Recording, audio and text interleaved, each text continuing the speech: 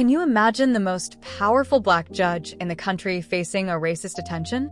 Stay until the end to discover a story that will change your perspective. It was a typical Friday afternoon in the bustling city, where the sound of car engines, distant barking, and street hustle filled the air. The sun was slowly setting behind the tall buildings, casting long shadows over the streets and signaling the end of a long work week.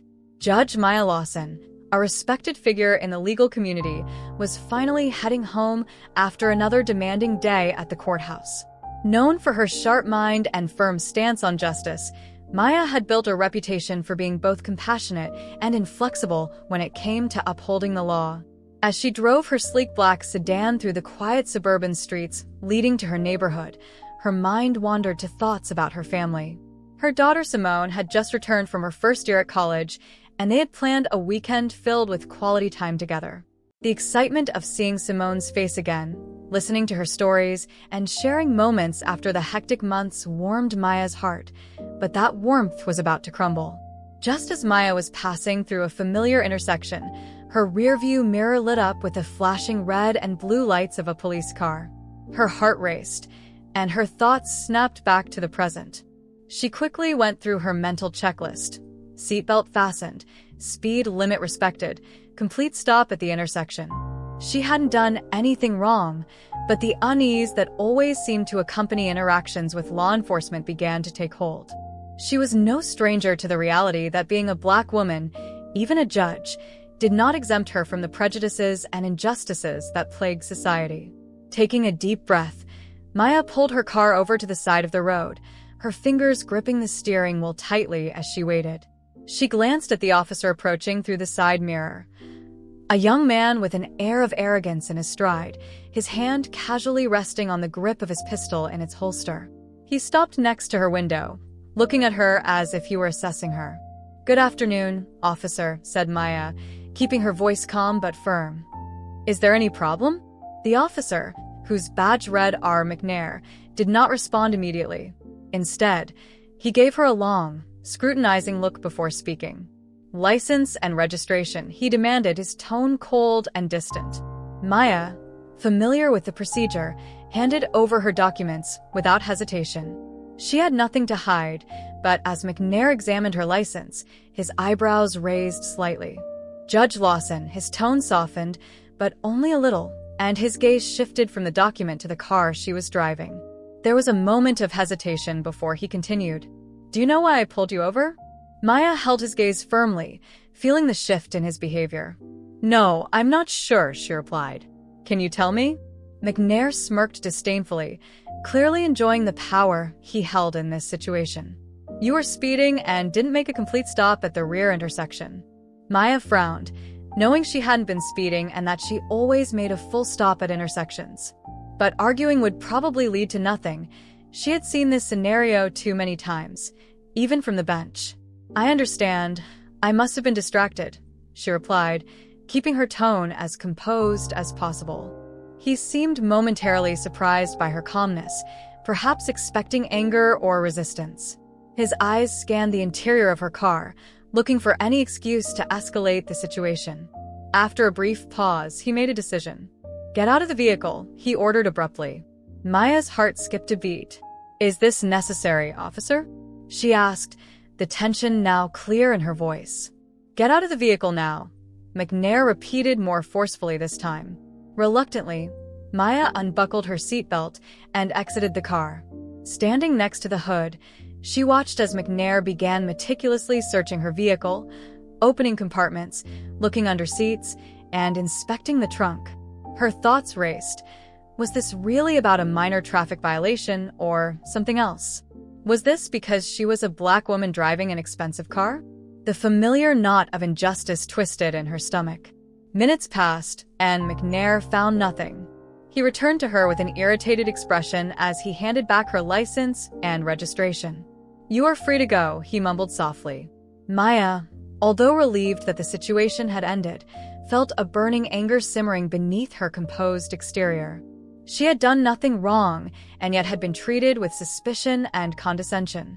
Her voice still calm, but now with a tone of indignation, cut through the air. "Is that all, officer?" McNair avoided her gaze. "That's all," he mumbled before returning to his patrol. As Maya got back into her car, her hands trembled slightly. The encounter was over, but the injustice persisted. It wasn't just a routine traffic stop. It was a reminder of the systemic racism she had dedicated her career to fighting. It was a battle she thought she was immune to, but the experience had proven otherwise. As she drove home, one thought dominated her mind. This isn't over. Later that night, sitting in her living room with a cup of tea in hand, Maya replayed the events in her mind. She had managed to stay calm and professional, but inside, the experience had left her shaken. She knew that McNair's actions were not just a personal affront, but symptomatic of a much larger problem, one that affected countless people who didn't have her influence or platform, people who couldn't raise their voices, people who were forced to endure encounters like this every day. As she sat there, with heavy thoughts, Simone entered the room. Her daughter's bright and inquisitive face was a welcome sight. "Mom, are you okay?" asked Simone, noticing her mother's distant expression. Maya looked up and smiled softly, though the weight of the night still hung over her. "I'm fine, honey. Just thinking about what happened earlier." Simone frowned in concern. "I heard about it. That police officer. What he did was wrong. You shouldn't have to go through that. No one should," said Maya. She nodded, her hand tightening around her cup. "You're right, but this isn't just about me. It's about many people who go through this, and worse, without anyone knowing. It's about a system that allows this to happen." Simone sat beside her, her voice calm but full of determination. "So, what are you going to do?" Maya's gaze hardened with determination. "I'm going to raise my voice. This cannot continue." Simone smiled, pride swelling in her chest. She had always admired her mother's strength, but now she saw something more, something bigger. A fire had been ignited, and it wasn't going out anytime soon. The calm of the Lawson household that week was interrupted by a rare silence. However, beneath the peaceful exterior, a storm was brewing inside Maya. The incident with Officer McNair wasn't something she could easily shake off. It persisted not only as a personal affront, but as a symbol of a much deeper problem. Maya had dedicated her career to fighting for justice, meticulously navigating the complexities of the law to ensure equity in every case. But now the weight of systemic injustice had reached her door, and she could no longer stay on the sidelines. As the sun filtered through the kitchen window, Maya stood calmly at the counter preparing her morning coffee. Her daughter Simone was still upstairs, but Maya's mind was already racing. The fire that had been ignited the night before was now burning intensely. She had tried to rest, but every time she closed her eyes, the image of Officer McNair's smug expression and his disdainful contempt flashed through her mind. She replayed the scene over and over, thinking about how it could have been different. What if she hadn't been a judge? What if she had been someone without the legal knowledge to stay calm? What if she had resisted out of anger or fear and the situation had escalated? Maya had seen the consequences of such interactions too many times in her courtroom. Lives ruined by trivial encounters escalated by prejudice and systemic negligence. As she poured her coffee, her determination solidified. She couldn't let this go overlooked. She had to act. Not just for herself, but for everyone who had ever been subjected to this kind of treatment. That morning, she sat at the kitchen table with a notebook and a pen.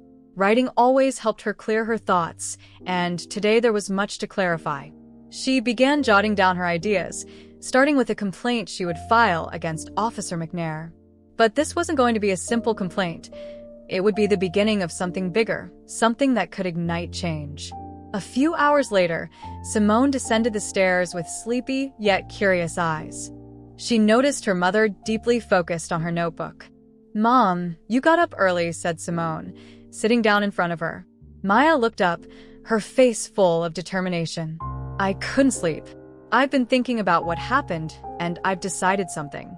Simone leaned forward, feeling the weight of the moment. "What is it?" Maya took a deep breath. "I'm not going to let this pass. I've spent years fighting for justice within the courthouse, but what happened last night was a reminder that the fight doesn't end there.